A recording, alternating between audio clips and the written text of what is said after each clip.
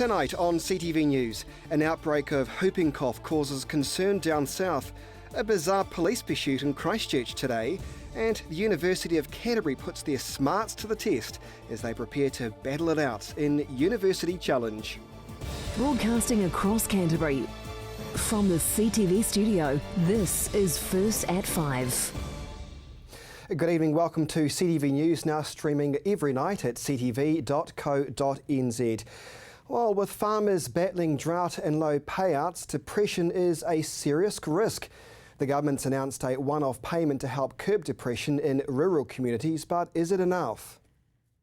Health Minister Jonathan Coleman and Primary Industries Minister Nathan Guy have announced a $500,000 funding boost to increase training for rural health professionals to help tackle depression in rural communities. The Minister of Health will work closely with Rural Health Alliance Aotearoa New Zealand and district health boards to provide around 40 training workshops in 20 different locations, with the focus on mental health issues for health professionals, business networks and communities. Dr. Coleman says the funding will help boost the skills of health professionals such as GPs, nurse practitioners and pharmacists working in rural areas. He also says that raising awareness of mental health in rural communities is important, and there's a need for professional support with the right skills to help those who are at risk. The Minister previously announced that in collaboration with Dairy New Zealand and Beef and Lamb New Zealand, up to 100 support people will be trained to work for rural support trusts, providing guidance and support to farmers around the country. One person is dead and 2 others are seriously injured following a crash on the Tasman Valley Road early this morning. Police say 3 young women from Mount Cook were involved in the single vehicle crash. A 19-year-old was flown to Dunedin Hospital with facial and leg injuries, while a 21-year-old was taken to Christchurch Hospital with suspected spinal injuries. No further details have been released for the 18-year-old woman who died at the scene. Police say weather conditions were relatively mild in the area overnight. An outbreak of whooping cough in the lower part of the South Island is keeping health authorities on high alert. With record numbers of cases reported, the Canterbury District Health Board wants the public to be aware the bacterial disease could easily spread north. Here's Gerard McCulloch. A number of cases have been reported, most of them south of the region. Nearly 60 incidents of whooping cough have been recorded in central Otago, with the Canterbury District Health Board concerned the epidemic could spread north towards Canterbury. We keep an eye on what is happening around the whole of the South Island, and we keep in communication with the different regions. And I think for our role is not only measuring what's happening, but promoting prevention, which is through vaccination. At this stage, as few as 7 cases have been recorded by the CDHB, but they don't want that number to increase. Since 2011, more than 11,500 cases of whooping cough have been reported throughout the country, although that number has dropped over the years. Whooping cough levels currently in Canterbury are back to what we would call baseline levels. The Health Board says it's vital for parents and caregivers to get their young ones to the GP and complete their full 3 courses of immunisations. Particularly for young ones in their early months of life. And so, yes, we're always concerned about whooping cough. That's why it's really important for caregivers, parents, to ensure that their young ones get their vaccinations on time. Cluster cases are popping up throughout the region, many of them coming from primary up to high schools. But he says he's happy with how the Canterbury community has reacted to the disease. I think parents have been amazing in the way that they have responded, and that they are taking their young ones along to their GP to get their vaccine. But it's not just the little ones receiving the jab. Mothers are also encouraged to be immunised before their baby is born, something Dr. Pink says is another way of keeping newborns safe from the outbreak. Increasingly, it is becoming an acceptable thing, and I think mums want to make sure that their newborn infant is as protected as possible. So not only is the flu vaccine, which is still available to the end of this month, promoted for pregnant women, but also the whooping cough vaccine for pregnant mums as well. But Dr Pink is happy with the region's progress to keep the level of affected children down. For a big DHB like Canterbury, our levels are pretty close to the national targets. The hope now is for the disease to reduce as the country comes into spring. Jared McCulloch, CTV News. Well, here's a rather bizarre story for you. Bear with me. An unusual situation for Christchurch police with 2 stolen vehicles involved in the same police chase today. A stolen Nissan Safiro was spotted on Fitzgerald Avenue late this morning and 2 police cars signalled the driver to stop. Instead, the driver of the stolen car rammed a police car before fleeing, and a plain police car pursued the stolen Safiro until it was called off due to high speed. Meanwhile, during that pursuit, a Toyota Corolla was spotted following that police pursuit, and that driver failed to stop when signalled by police to do so. Instead, it maintained the speed of the other pursuit. The driver ran off after crashing into a parked car at the intersection of Innes and Briggs Road, but the 22-year-old man was tracked by a police dog handler and was located by members of the public who found him hiding in a ditch. The car originally pursued by police was found parked on Springfield Road, and a 20-year-old man was later arrested. Police are thanking members of the public who helped in the capture of both the men, and they'll appear in court tomorrow. And to news just into us here at CTV, you may recall the fire in Linwood, which was very serious. Christchurch police say the woman injured in a serious house fire in Linwood last week has passed away. Firefighters rescued her from the blaze in a critical condition 6 days ago. She was transported to Auckland with serious burns. Police have confirmed she died this morning at Middlemore Hospital. The death, though, is not being treated as suspicious. Well, still to come here on your local news, a local filmmaker and a webisode starts to make a noise online.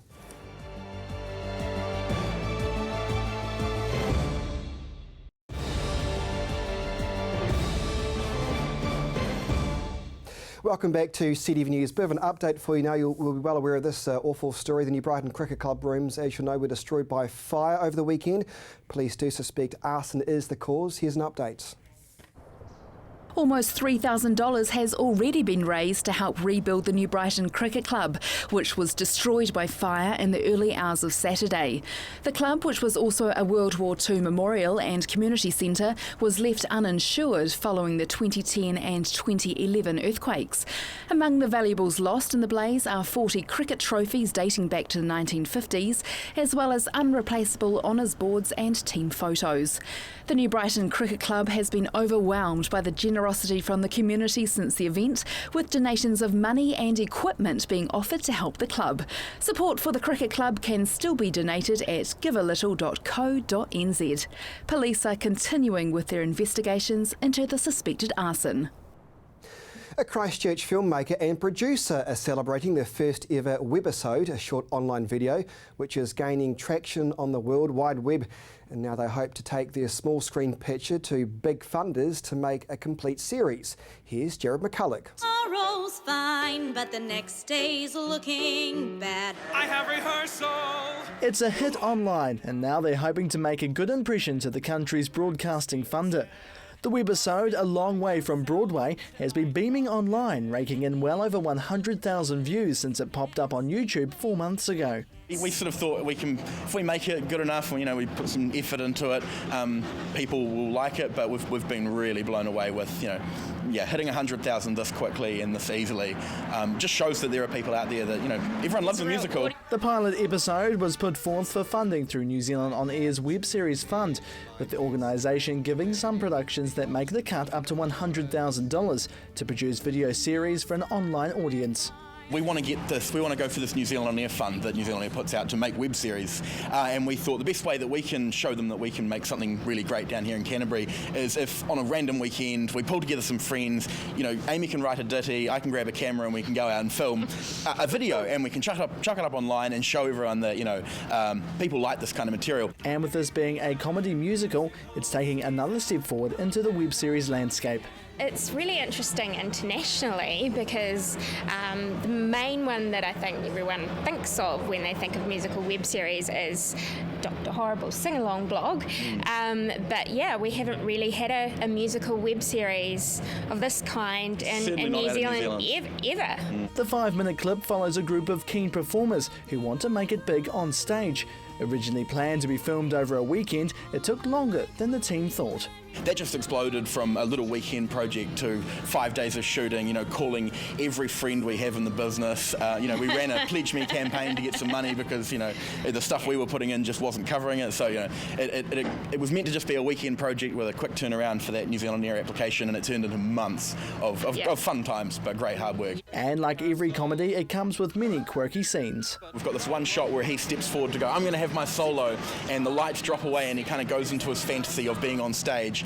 And the performance from David was just so perfect, and he captured exactly what we wrote when we were coming up with these characters and these lines. When we filmed 2,500 sheep down near Lake Coleridge, so and having our actors running late for rehearsal through the sheep traffic jam, definitely that's got to be a New Zealand girl highlight for me. The application for funding has the support from multiple performing organisations in Christchurch, and they're hoping that support will continue to grow. Yeah, and this is just the tip of the iceberg for the sort of stuff that we want to make. So it's a waiting game for the team, who hope to have more episodes popping up online on the smaller screen. No! Jared McCulloch, CTV News. Good on them. University of Canterbury will be hoping to hold their title as the quiz champions ahead of this week's filming of the hit TV show University Challenge. The teams made up of 5 18 to 22-year-olds will represent the university as they take on 7 other tertiary institutions from throughout the country. This year's season of Academic Quiz is being filmed in Wellington after a comeback series was brought back to Kiwi screens by an Invercargill production company after a 2-decade hiatus. The show is set to air later this year. Something to watch indeed. Well, still to come here on your local news service, sport and the region's weather.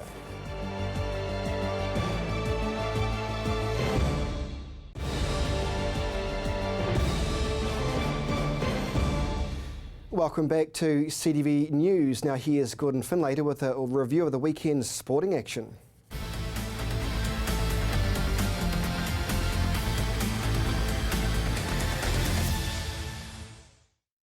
Canterbury made it 2 from 2 in their ITM Cup campaign with a win over Counties Manukau at AMI Stadium. Yesterday's game saw both teams show resilience in defence as Canterbury threw everything at Counties, but the visitors didn't buckle, continuously keeping themselves within touching distance.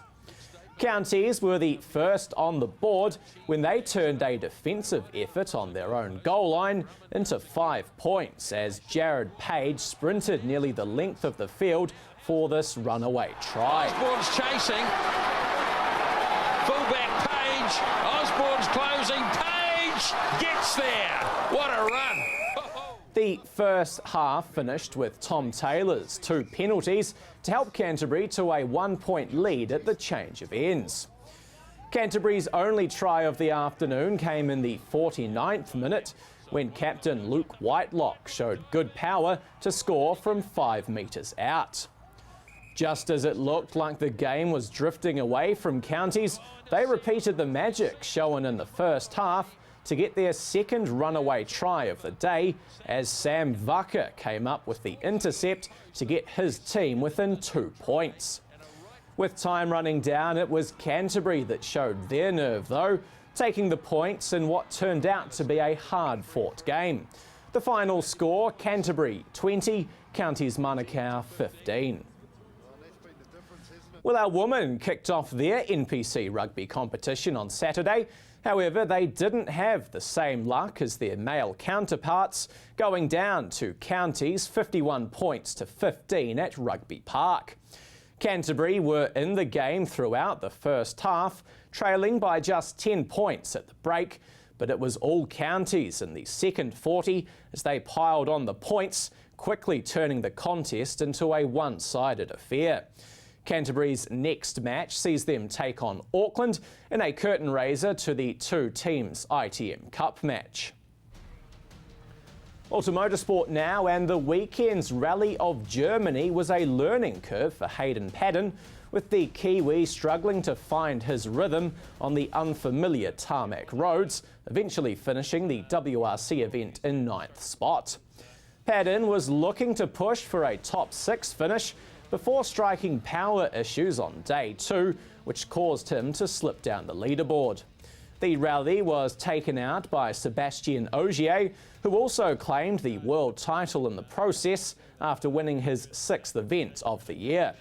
The next stop on the WRC calendar sees Paddon return to more favourable conditions in Australia. Well, to ice hockey, where the Canterbury Red Devils failed to make it 4 straight National Ice Hockey Championships, losing both games 2 and 3 to the Southern Stampede in the best-of-3 final series.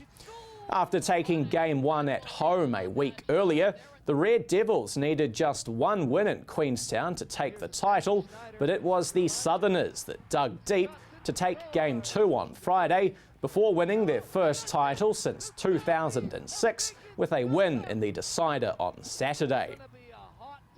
St Bede's were crowned local schoolboy champions on Saturday, winning the UC Championship final at Rugby Park.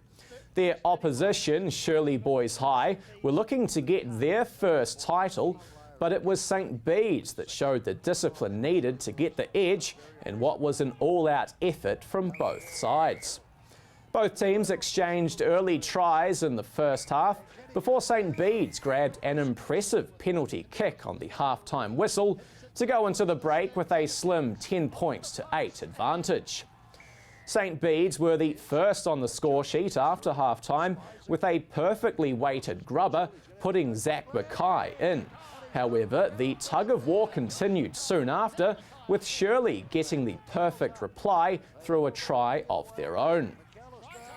From that point on, it was St Bede's that seized the initiative in the contest, putting together 15 unanswered points to take the title by 32 points to 13. The UC Championship win will now see them face off against Otago Boys High on Saturday, with the winner of the South Island match granted a spot in the top 4 New Zealand competition in Rotorua. And just finally tonight, Timaru's Tom Walsh threw a personal best of 21.58 metres at the World Track and Field Championships in Beijing. However, it wasn't enough to get him amongst the medals. Walsh broke his own New Zealand record, but it was only good enough for 4th, missing out narrowly on what would have been an impressive medal display. Understandably, the 23-year-old won't be too disappointed to miss out on a medal, with the new personal best an impressive sign leading into next year's Rio Olympics. Well, you're up to date with the latest in local sport. I'm Gordon Findlater for CTV Sport.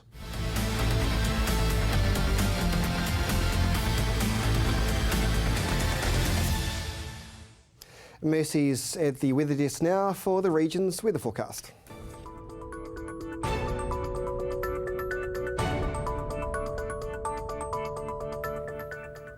Kia ora Canterbury. Well, it was a beautiful, stunning weekend with those lovely sunny skies. A little bit more overcast today and a few drizzle patches here and there. 12 degrees today for Timaru and Waimate, 13 for Geraldine and Temuka. Central Canterbury, your highs today, 13 degrees for Christchurch, Akarawa, Leeson and Darfield. A little bit more for Ashburton on 14 degrees and Methven, you are on 11. Heading further north, 13 here also for Kaikoura, Hanna Springs and Rangiora. A little bit warmer for Cheviot, Amberley, Culverden and Oxford on 14 degrees. And over to the Alpine region, 9 degrees for Lake Tekapo and 11 for you, Mount Cook. Tomorrow's weather, Timaru, southwesterly winds bring a few showers for your morning. A little bit cooler here tomorrow and 10 degrees is your high. Ashburton, these showers in the morning should be clearing in the afternoon for you. 10 degrees also for your high and 1 for your morning. Christchurch, again, could be a little bit damp in the morning, but a fine afternoon is expected for you. 8 degrees for your high. And over to Kaikoura, southerly winds coming through for your Tuesday. 8 degrees for your high and 3 for your morning. The rest of the Canterbury region can also expect these southwesterly winds. Drizzle patches here, particularly in the morning for South Canterbury. They should be easing off at about noon for you guys. Central Canterbury, they'll be lingering on a little bit longer for you guys, but hopefully in the afternoon these showers should be clearing and these southwesterly winds easing slightly. As we head further north, southerly winds for everyone here, cloudy skies, and again that rain present, particularly for the morning. 9 degrees there for Cheviot, Amberley and Rangiora. And over to the mountain ranges, cold here. We're seeing heavy rain for Mount Cook and a few sleety snow showers for Arthur's Pass. Wednesday, for the major centres, we're seeing southwesterly winds here again, but hopefully a dry, fine day on Wednesday. Northeasterlies down there for Kaikoura. Thursday, light winds for most and a few sea breezes coming in for coastal areas. We're seeing sunny skies and high cloud patches, but these temperatures, they are warming up on Thursday. The rest of the Canterbury region for Wednesday can also expect this southwesterly change again. However, as I said before, we're hoping that it will be dry and fine, but we'll let you know if the situation changes. Flipping over to Thursday, it could be a little bit frosty on Thursday morning across the board, but we're seeing a lovely day coming out. Bit of high cloud, but mostly sunshine peeking on through. So for the next few days, we are expecting a little bit of rain Wednesday morning, so quite handy to have your raincoat and your umbrella on your way to work. And that's your weather for Monday.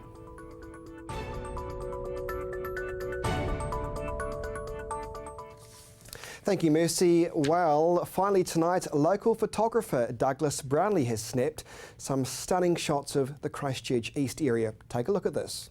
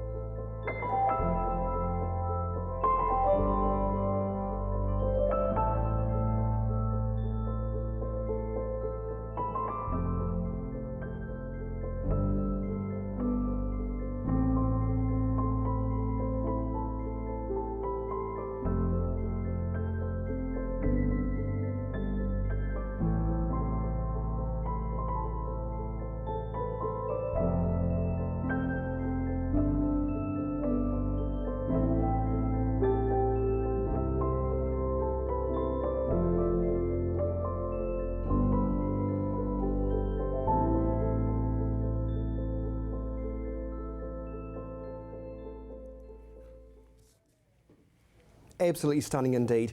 Well, that is CTV News for Monday. I'm back here at CTV for lunch at 8:30, but from everybody here at the news team, have a great evening. Goodbye, free time. It was nice to know you. I have rehearsal. Tomorrow's fine, but the next day's looking bad. I have rehearsal. Ugh. While the world is in bed, I'm practicing instead, busting my guts out until I drop dead. At the end of the day, I just can't stay away, so I can't. I have rehearsal.